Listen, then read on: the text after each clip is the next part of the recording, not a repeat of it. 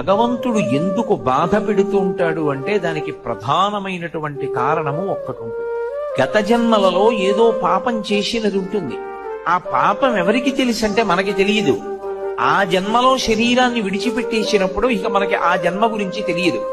కానీ ఆ జన్మలో జీవుడు ఏం చేశాడో భగవంతుడికి తెలుసు. అది చిత్రగుప్తుడంటే. ఆయన వ్రాసి పెట్టుకుంటాడు. దాన్ని అనుభవంలోకి తీసుకొస్తాడు. చేసిన పాపం కష్టం రూపంలో పోవాలి. వీడు కూడా బాధపడ్డాడు అనుకోండి, ఆ బాధ రూపంలో చేసిన పాపం పోతుంది. ఎప్పుడో ఎవరినో అనరాని మాట ఏదో అన్నాడు. వాళ్ళు చాలా బాధపడ్డారు. 2 గంటలు వాళ్ళు బాధపడ్డారు కదూ. ఆ బాధపడినట్టే ఇప్పుడు కూడా నిన్ను ఎవరో ఒకళ్ళు ఏదో అనరాని మాట అంటారు. నువ్వు 2 గంటలు బాధ.